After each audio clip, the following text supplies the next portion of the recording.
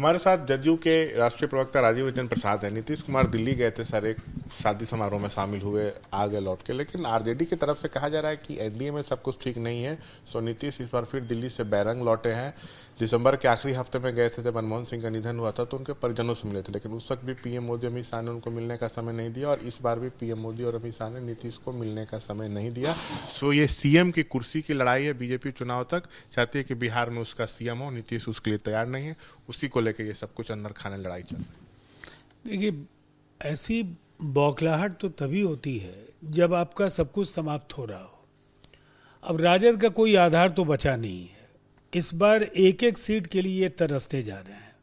सवाल जब खड़े करते हैं तो इन्हें यह भी पता नहीं होता है कि निजी और व्यक्तिगत यात्रा, कुछ घंटों की यात्रा, और आने के बाद पूर्व निर्धारित कार्यक्रमों में मुख्यमंत्री श्री नीतीश कुमार जी को शामिल होना था पटना में। अब वहाँ उनकी मुलाकात इनसे नहीं हुई, उनसे नहीं हुई। ये सब कह करके वो कहना क्या चाहते हैं? गठबंधन हमारा एक सुविचारित, सुसांगठनिक दृष्टि से चुनाव की तैयारियों में जुटा हुआ है। 225 का हमारा लक्ष्य है।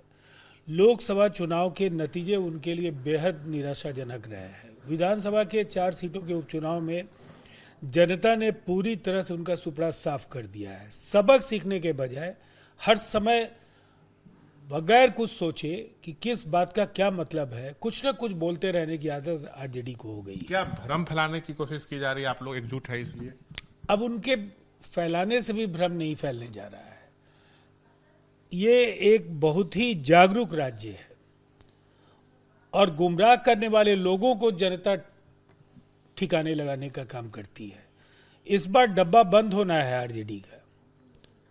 ये आखिरी सांसें लेने वाली पार्टी में तब्दील होने जा रही है। इसलिए मुझे नहीं लगता है, पहले उन्हें अपनी की चिंता करनी चाहिए। अपनी पार्टी, अपने गठबंधन, अपने खो रहे आधार को बचाने की कोशिश उन्हें करनी चाहिए। और आखिरी सवाल सर, 20 तारीख को दिल्ली में सीएम, जो दिल्ली का जो भी मुख्यमंत्री होगा उस पर भी निर्णय नहीं हुआ, वो तो हो जाएगा। 20 तारीख को कहा जा रहा है शपथ ग्रहण समारोह है, जिसमें सभी एनडीए सीएम को बुलाया गया। क्या नीतीश जी जाएंगे? अभी कुछ तय नहीं हुआ है इस पर। देखिए, अभी आधिकारिक तौर पर मुझे तो कोई जानकारी नहीं है, लेकिन निसंदेह एक विराट और प्रचंड जनादेश दिल्ली की जनता ने भारतीय जनता पार्टी और एनडीए को दिया है। अपेक्षाओं के अनुरूप वहाँ चेहरा तय हो रहा है, शपथ ग्रहण होगा, और जो लोग भी वहाँ उपस्थित होंगे, निसंदेह दिल्ली की जनता की जो भावनाएं हैं उनका सम्मान सब लोग करेंगे। चुनावी साल है, आप लोग का टारगेट है 225 नीतीश के नेतृत्व में। निसंदेह नीतीश कुमार जी के नेतृत्व में चुनाव लड़ेंगे। नीतीश कुमार जी राज्य के एक बार फिर मुख्यमंत्री होंगे।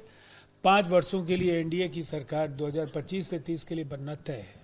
तो ये थे बातचीत करते हुए राजीव रंजन प्रसाद, जो साफ तौर से कह रहे हैं कि आरजेडी के दावे में किसी भी तरह का कोई दम नहीं है, एनडीए पूरी तरह से इंटैक्ट है।